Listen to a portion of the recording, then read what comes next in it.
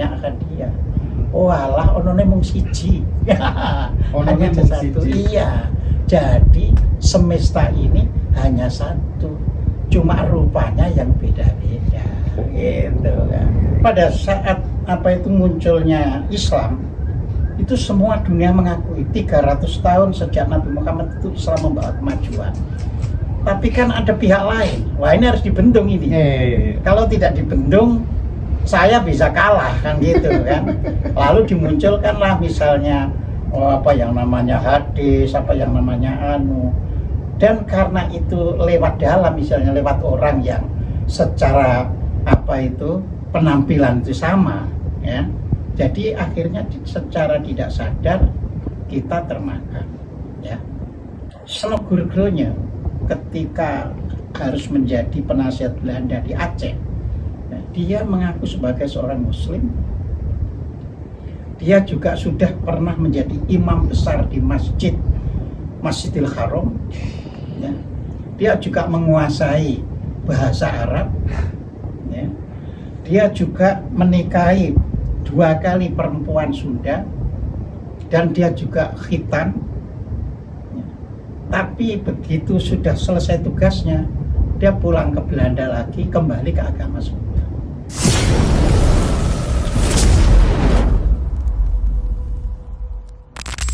Ya, katanya tidak perlu tumbal dalam sebuah keyakinan atau Iya. agama, tidak perlu kemudian harus mencurigai orang lain, mendiskreditkan orang lain. Kalau Gus Dur mengatakan Tuhan tak perlu dibela segala macam gitu ya, Gus Dur ya. Kesadaran ini kan terus nantiasa terus. Nah itu tadi ya, manusia setelah di alam misal harus ditingkatkan. Ya kan tadi kan dari akadiyat, wahdat, wahidiyat, arwah, misal, ajsam, insan kamil. Nah sekarang insan kamil dinaikkan kan ya. Oh ternyata jadi insan kamil itu manusia sempurna, tapi pengertian manusia sempurna itu bukan kok manusia yang wataknya sempurna, tapi manusia yang sudah sempurna terpenuhi hajatnya ya kan. Dibandingkan hewan kan kita sudah dipenuhi hajatnya, apa saja bisa, makanya disebut insan kamil ya. Tapi kita perlu tingkatkan. Sekarang saya harus naik lagi ke yang disebut martabat ajsam, martabat jasmani. Martabat jasmani itu nggak ada keserakahan. Kayak hewan kan nggak ada serakah ya, dia hanya sekedar makan untuk hidupnya. Jadi bukan hidup untuk makan, tapi makan, minum untuk hidupnya. Terus naik kan ke alam misal, itu nggonyak jin. Tapi kita berangkat dari insan kamil, bukan dari atas jadi jin ya kan. Jadi kita menjadi lebih punya tata krama, lebih memiliki nuansa-nuansa yang sifatnya itu mengerti value-value, nilai-nilai. Nah, jadi di situ. Oke. Nah, kita tahu Pak, ada ajaran di Jawa itu urip mung mampir ngombe. Ya. Nah, itu kalau di breakdown gimana Pak? Sebelum kita nanti, aku ada satu segmen yang mungkin itu agak pembahasan. Oh iya, jadi urip mung mampir ngombe itu sebenarnya kalau di breakdown ya satu sesi sendiri ya. Poinnya lah, poinnya itu kan menyadari bahwa hidup kita itu bukan sekali, tapi setiap kali itu untuk mereguk air kehidupan. Ngombe itu minum, apa yang diminum, air kehidupan, sehingga sehabis minum harusnya menjadi lebih lebih baik lagi. Jadi di situ loh ya, jadi di situ ya. Tapi itu nanti kita breakdown sendiri karena itu hubungannya dengan karma. Jadi kita tidak bisa urip mampir ngombe berhenti titik, itu nggak bisa. Itu nanti sesi ketika kita ada hubungannya dengan karma ya. Nah sekarang kita teruskan yang setelah di martabat misal menuju martabat arwah. Arwah ini golongannya malaikat ya kan. Artinya apa? Kita manusia harus hanya berbuat yang baik-baik saja ya kan. Kan dikatakan malaikat tidak pernah bisa berbuat buruk ya. Nah, tapi malaikat tidak bisa berbuat buruk karena nggak pernah jadi manusia. Itu kan makanya ada cerita begitu malaikat itu kepengen jadi menungso, begitu diberi jadi menungso malah wah mata neko-neko yang dia itu ya. Nah justru kita bermartabat malaikat, artinya memiliki visi bahwa hidup itu memang untuk benar-benar hamemayu hajuning bawana. Hidup itu untuk kebajikan. Nah masih naik lagi kan tingkatannya ini ya, dari martabat arwah yaitu untuk para malaikat yang tadi masuk ke martabat wahidiyah ya. Di wahidiyah inilah kita mulai menungso itu podo mas, jadi menungso itu sama. Jadi kalau toh ada perbedaan itu tadi hanya karena proses lingkungannya yang membentuk berbeda. Jadi kebenaran lingkungan tidak bisa dipakai untuk mengabsolutkan kebenarannya ya. Jadi itu wahidiyah. Wahidiyah itu artinya ya satu artinya ya. Nah begitu orang semakin tinggi lagi, martabatku harus naik ke namanya wahdat. Oh alah, ternyata hewan, tumbuhan, manusia itu sama. Jadi kalau tadi semua manusia sama, ini sudah semua makhluk sama ya. Satu itu kesatuan. Iya, itu wahdat ya, kan? Oke. Berarti kalau kita udah di fase itu mungkin yang disebut sebagai suwung gitu, ibaratnya kita udah nggak bisa beda-bedakan apa-apa. Nanti belum. Jadi ini bisa menyadari aja dulu semuanya ini ternyata sama. Hanya dulu saya milih sebagai manusia. Oh iya. Ya kan? Iya. Oh itu milih jadi hewan, ini milih jadi malaikat itu sama. Ada yang milih jadi batu dan sebagainya. Nah terus akhirnya ingin meningkatkan lagi, ya kan? Namanya akadiyah. Oh alah, onone mung siji.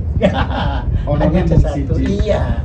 Jadi semesta ini hanya satu, cuma rupanya yang beda-beda, gitu kan. Ya. Nah ini sudah gak bisa lagi membedakan antara aku dan kau, gitu loh. Ya. Karena sudah akadiyah. Ya. Jadi kalau sudah akadiyah itu semua merasa, oh ya semua itu adalah semesta. Ya. Jadi tidak ada yang lebih unggul, tidak ada yang lebih di bawah. Semua mewujud sesuai dengan peran masing-masing. Nah, disinilah nanti di dalam kehidupan berbangsa dan bernegara ada bangsa yang bisa maju dan tidak bisa maju. Yang bisa maju adalah yang sudah sampai level sosialnya itu tadi, akadiyah tadi. Jadi semua itu punya peran. Nah, kalau punya peran nggak boleh orang itu disalahkan karena perannya gitu loh. Ya, dan peran itu tentunya nggak akan ada orang peran jelek, sampai malaikat saja sudah hanya berbuat baik. Ya, jadi peran itu peran aslinya. Aslinya itu hidup itu adalah menghidupi. Makanya hidup itu menghidupi dan menghidupkan. Nah itu kalau sudah di akadiyah, ya sudah tidak ada perbedaan. Yang ada adalah tahu masing-masing punya peran. Punya peran membiarkan orang beragama apapun nggak takut kalah pengikut. Nah gitu.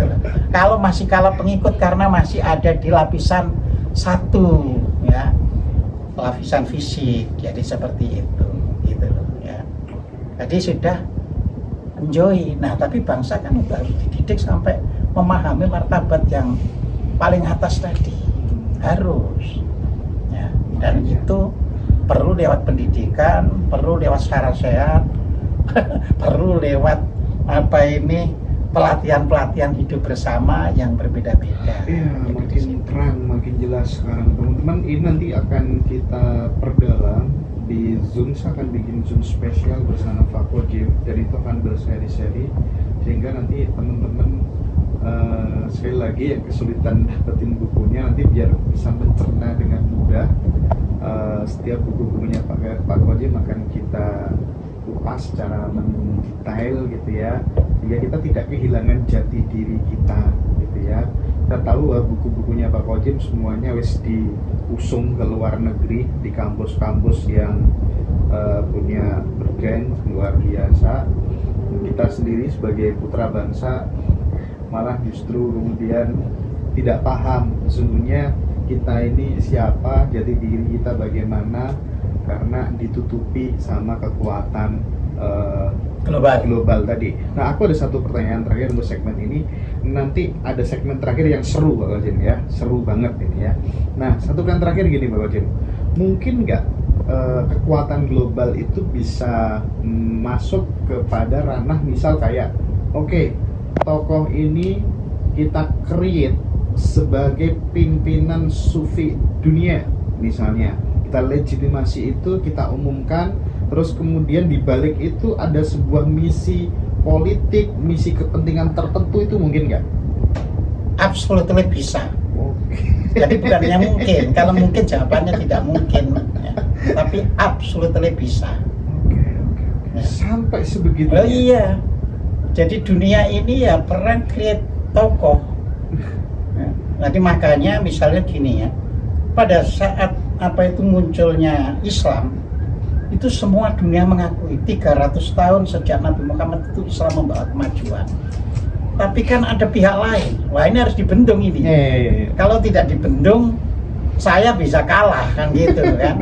Lalu dimunculkanlah misalnya apa yang namanya hadis, apa yang namanya anu. Dan karena itu lewat dalam, misalnya lewat orang yang secara penampilan itu sama, ya. Jadi akhirnya secara tidak sadar kita termakan, ya. Senogurgronya ketika harus menjadi penasihat Belanda di Aceh, dia mengaku sebagai seorang Muslim.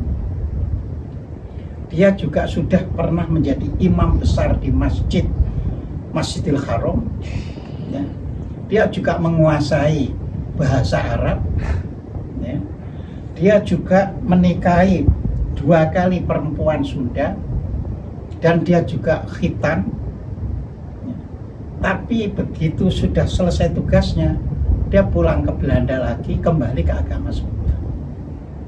Sama kayak kisahnya Syekh Abdul Wahab mungkin ya? Ya. Yang Iya. pendirinya Wahabi. Iya. Jadi bisa di-create.